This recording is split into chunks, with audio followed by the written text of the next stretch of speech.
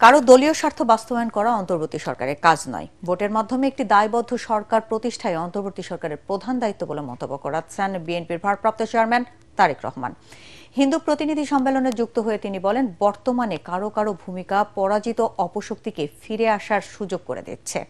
ফ্যাসিবাদের গুপ্ত কৌশলের বিষয়ে সবাইকে সজাগ থাকার আহ্বান জানান তারেক রহমান। কামরুজ্জামান রাজীবের রিপোর্ট। রাজধানীর ফার্মগেটে কৃষিবিদ ইনস্টিটিউট মিলনায়তনে মাতুয়া বহুজন সমাজ ঐক্যজোট আয়োজিত হিন্দু প্রতিনিধি সম্মেলনে যোগ দেন বিএনপি মহাসচিব মির্জা ফখরুল ইসলাম আলমগীর সহ দলের শীর্ষ নেতারা। তারা বলেন, গণ অভ্যুত্থানের মধ্য দিয়ে দেশের রাজনীতি অর্থনীতিতে সব সম্প্রদায়ের মানুষের অধিকার রক্ষার সুযোগ তৈরি হয়েছে। প্রত্যেক নাগরিকের সমান অধিকার নিশ্চিত করাই বিএনপির অঙ্গীকার। আমরা বাংলাদেশকে সেইভাবেই একটা গড়ে তুলতে চাই যেখানে সকল ধর্মের সকল গোত্রের মানুষের সমান মর্যাদা থাকবে। এতে ভার্চুয়ালি যুক্ত হয়ে বিএনপির ভারপ্রাপ্ত চেয়ারম্যান তারেক রহমান বলেন, ধর্মবর্ণ নির্বিশেষে সম্প্রীতির বাংলাদেশ গড়বে বিএনপি। আপনাদের ধর্মীয় পরিচয়কে কেউ যেন নিজেদের দলীয় স্বার্থে ব্যবহার করতে না পারে, সে ব্যাপারে আপনারা দয়া করে সজাগ এবং সতর্ক থাকবেন।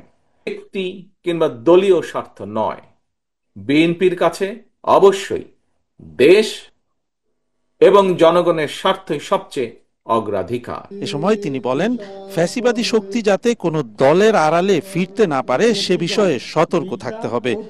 কারো কারো ভূমিকা দেশে আপনার আমাদের বহু মানুষের অধিকার এবং সুযোগকে বিনষ্ট করার হয়তো একটি পরিস্থিতি তৈরি করছে।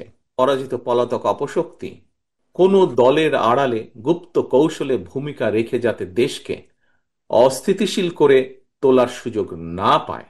গুপ্ত বাহিনীর সেই অপকৌশল থেকে রক্ষা পাওয়ার জন্য অন্যতম প্রধান কৌশল হচ্ছে ফ্যাসিবাদ বিরোধী জাতীয় ঐক্য বজায় এবং বহাল রাখা। তারেক রহমান বলেন, কারো পক্ষপাতিত্ব নয়, নির্বাচনের মাধ্যমে জবাবদিহিমূলক সরকার প্রতিষ্ঠাই অন্তর্বর্তী সরকারের মূল দায়িত্ব।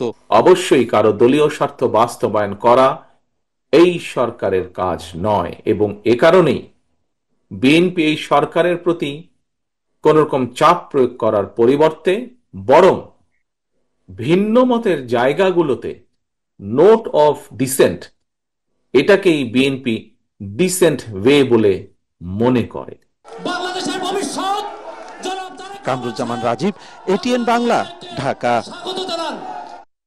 সব মশার বিরুদ্ধে সুরক্ষা দিতে এলো বসুন্ধরা এক্সট্রিম অ্যারোসল, মশার বিরুদ্ধে এক্সট্রিম সুরক্ষা।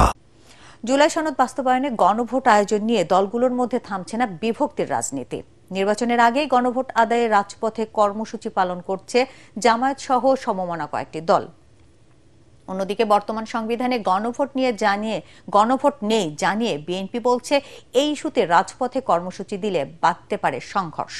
তবে প্রধান উপদেষ্টার প্রেস সচিব শফিকুল আলম জানিয়েছেন, শীঘ্রই গণভোট বিষয়ে সিদ্ধান্ত নেবে অন্তর্বর্তী সরকার। ইমদাদুল্লাহ বাবুর রিপোর্ট। জনতার ইশতেহার শীর্ষক এই রাজনৈতিক সংলাপের আয়োজন করে বেসরকারি গবেষণা সংস্থা ট্রেস। আগামী নির্বাচনে রাজনৈতিক দলগুলোর ইশতেহার এবং এতে জনগণের অংশগ্রহণ নিশ্চিত ইস্যুতে কথা বলেন বিভিন্ন দলের প্রতিনিধিরা। এ সময় আগামীতে বড় দুই দল বিএনপি ও জামায়াতে ইসলামী কেমন ইশতেহার ঘোষণা করবে এ নিয়ে ধারণা দেন দল দুটির প্রতিনিধি। আমরা একটা করাপশন ফ্রি বাংলাদেশ চাই। আমরা কিন্তু 18 মাসে 1 কোটি চাকরির ব্যবস্থা আমরা করার প্রতিশ্রুতি দিয়েছি। তাদের বক্তব্যে স্থান পায় জুলাই সনদ বাস্তবায়ন ইস্যুও। উঠে আসে রাজনীতিবিদদের পাল্টাপাল্টি মতামত। আমরা ডেমোক্রেটিক প্রসেসে আগাচ্ছি এবং আমরা নিয়মতান্ত্রিক পদ্ধতিতে আন্দোলনটা করছি। আমরা জনমত তৈরি করার জন্য করছি। আমরা প্রেশার গ্রুপ হিসেবে কাজ করছি না। আমরা পাবলিকের কাছে যাচ্ছি, ভয়েস রেজ করছি, আবার সরকারকে আমরা কনভিন্স করার চেষ্টা করছি। আমরা আলোচনার টেবিলও কিন্তু আপনাদেরকে আহ্বান জানিয়েছি। বিএনপির মহাসচিবকেও কিন্তু আমাদের পক্ষ থেকে নক করা হয়েছে। ওই সময় রিপ্লাই দিয়েছেন জামাতের আহ্বানে সাড়া দিবেন না। বিগত রিজিম কিন্তু এই ধরনের একটা স্বরূপ সবসময় বাজাত। সেই কালচার থেকে আমরা বেরিয়ে আসতে পারি না। আপনারা ডাকেন, আমরা যাব। এখন তো আমার মনে হচ্ছে আমরা কিছু কিছু রাজনীতিক নিজেরা মালিক হয়ে যেতে চাচ্ছি। অন্তর্বর্তীকালীন সরকার শপথ নিয়েছে বর্তমান সংবিধানে, এই সংবিধানে গণভোটের কিছু নাই। এটার জন্য আবার রাস্তায় গিয়ে আন্দোলন করতে হয়। আমি বলি এটা প্রতিবাদের সকলের অধিকার আছে। এখন অন্য দল যদি আবার রাস্তায় যায় তাহলে কি হবে? সংঘর্ষ হবে না? আরেকটি বড় দল যদি রাস্তায়, বৃহত্তর দল বাংলাদেশে যদি রাস্তায় নামে, তখন তো সংঘর্ষ হবে না? এই জন্য কি আমরা কি শেখ হাসিনাকে বিদায় করেছি আবার সাংঘর্ষিক রাজনীতির দিকে দেশের মানুষকে নিয়ে যাওয়ার জন্য? এখানে অত্যন্ত সতর্ক থাকতে হবে। সংলাপে প্রধান উপদেষ্টার প্রেস সচিব বলেন, দলগুলো ঐক্যে না আসায় এ বিষয়ে দ্রুত সিদ্ধান্ত নিতে যাচ্ছে অন্তর্বর্তী সরকার। পলিটিক্যাল পার্টিগুলো ডিসিশন না নিতে পারে, সেক্ষেত্রে ইন্টারিম গভর্নমেন্টের উপর যেই অর্পিত দায়িত্ব, সেই দায়িত্ব অনুসারে তারা তাদের একটা ডিসিশন নেবে। এটা খুব দ্রুতই হবে, এমন না যে অনেকদিন ধরে পরে যে এটা হবে, যাতে করে ইলেকশন রিলেটেড কোনো ধরনের কোনো অনিশ্চয়তা যাতে না থাকে। ইলেকশনের জোয়ার সব জায়গায় এসছে, নিশ্চিত থাকেন যে একটা সুন্দর ইলেকশন বাংলাদেশে আসছে। আন্তর্জাতিক গণমাধ্যমে দেয়া সাক্ষাৎকারে শেখ হাসিনা জুলাই যোদ্ধাদের সন্ত্রাসী বলে আখ্যা দিচ্ছেন অভিযোগ করে তিনি আরও বলেন, তার বিষয়ে রাজনৈতিক দলগুলোর অবস্থান স্পষ্ট করা উচিত। এটা আমাদের জন্য এক্সিস্টেন্সিয়াল থ্রেট। ইমদাদুল্লাহ বাবু, ATN বাংলা, ঢাকা।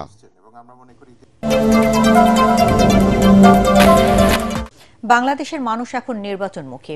গণভোটের উসিলায় জাতীয় নির্বাচন নিয়ে টালবাহানা কারো কাছে গ্রহণযোগ্য হবে না বলে মন্তব্য করেছেন বিএনপির স্থায়ী কমিটির সদস্য সালাউদ্দিন আহমেদ। ঐতিহাসিক 7 নভেম্বর উপলক্ষে রাজধানীর ডিপ্লোমা ইঞ্জিনিয়ার ইনস্টিটিউশন মিলনায়তনে জাতীয়তাবাদী ছাত্রদলের আলোচনা সভায় তিনি কথা বলেন। অন্তর্বর্তী সরকার জনগণের ভোটে নির্বাচিত নয়, তাই রাজনৈতিক দলগুলোকে তারা কোনো সিদ্ধান্ত চাপিয়ে দিতে পারে না বলে দাবি করেন তিনি। সালাউদ্দিন আহমেদ বলেন, সরকার ঐক্যমত্য কমিশন সংস্কার ও গণভোট ইস্যুতে নিরপেক্ষ ভূমিকা পালন করতে ব্যর্থ হয়েছে। জনসমর্থন নেই বলেই বাংলাদেশের স্বাধীনতা বিরোধী একটি শক্তি জাতীয় নির্বাচন বানচালের নানা ইস্যু সামনে আনছে বলে অভিযোগ করেন তিনি। সারা দেশের নেতাকর্মীদের ধানের শীষকে বিজয়ী করতে ঐক্যবদ্ধভাবে মাঠে নামার আহ্বান জানান সালাউদ্দিন আহমেদ। আমরা করেছিলাম এটা অন্তর্বর্তীকালীন সরকার অত্যন্ত নিরপেক্ষভাবে তার দায়িত্ব পালন করবে। তত্ত্বাবধায়ক সরকার যে জন্য প্রতিষ্ঠিত হয়, একটি নিরপেক্ষ, সুষ্ঠু এবং গ্রহণযোগ্য নির্বাচন অনুষ্ঠানের জন্য, সেই দায়িত্ব আপনারা পালন করবেন। অথচ এখন আপনারা রেফারি হয়ে হাত দিয়ে একটা গোল দিয়ে দিয়েছেন। এখন বলছে রাজনৈতিক দলগুলোকে সিদ্ধান্ত নিতে হবে 7 দিনের মধ্যে, নাইলে আমরা সিদ্ধান্ত নেব। অন্তর্বর্তীকালীন সরকারের উদ্দেশ্যে বলতে চাই, আপনারা কোনো নির্বাচিত সরকার নয়, এটা আপনারা যেন সবসময় ইয়াদ রাখেন।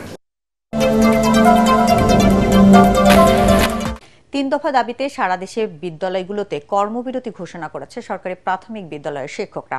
কেন্দ্রীয় শহীদ মিনারে এই ঘোষণা দেন শিক্ষকরা। এর আগে দাবি আদায়ের শাহবাগ ব্লক করতে পুলিশের সাথে সংঘর্ষ হয় শিক্ষকদের। সেখানে পুলিশের tear shell, sound grenade, rubber bullet ও লাঠিচার্জে শতাধিক শিক্ষক আহত হন। আটক করা হয়েছে কয়েকজন শিক্ষককে। বিস্তারিত জানাচ্ছেন ইয়াসির রানা। বেতন 10ম গ্রেডে উন্নীত করা, চাকরির 10 ও 16 বছর পূর্তিতে উচ্চতর গ্রেড প্রদান এবং শতভাগ পদোন্নতির দাবিতে শাহবাগ ব্লক করতে যান সরকারি প্রাথমিক বিদ্যালয়ের শিক্ষকরা। কেন্দ্রীয় শহীদ মিনার থেকে রওনা হয়ে শাহবাগ থানার সামনে পৌঁছালে সেখানে বাধা দেয় পুলিশ। ব্যারিকেড ভেঙে এগিয়ে যেতে চাইলে পুলিশের সাথে সংঘর্ষ বাধে শিক্ষকদের। শিক্ষকদের ছত্রভঙ্গ করতে tear shell, sound grenade, rubber bullet, ছড়াগুলি নিক্ষেপ ও লাঠিচার্জ করে পুলিশ। এতে আহত হন প্রায় শতাধিক প্রাথমিক বিদ্যালয়ের শিক্ষক।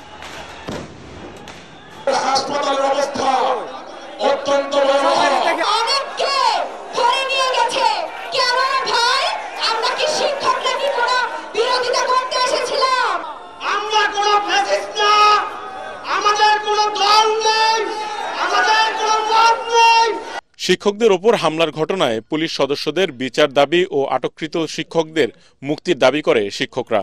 পাশাপাশি 3 দফা দাবি আদায়ে কর্মবিরতির ঘোষণা দেন তারা।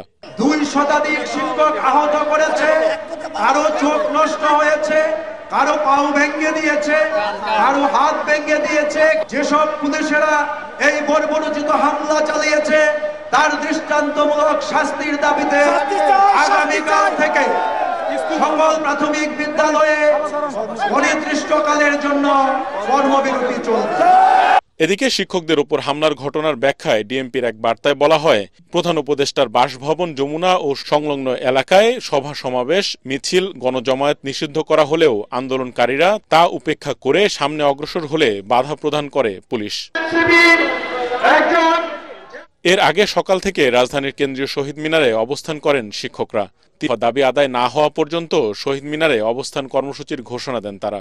এন্ট্রি পদ 10ম আর শতভাগ পদোন্নতি এবং আমাদের উচ্চতর গ্রেডের যেটি জটিলতা সেটি সমাধানের জন্য আমরা 3টি দাবি নিয়ে মূলত এখন মাঠে নেমেছি। পরবর্তী কর্মসূচি বক্তব্য চলবে। ইয়াসিন রানা, এটিএন বাংলা, ঢাকা। আপনারা প্রস্তুত?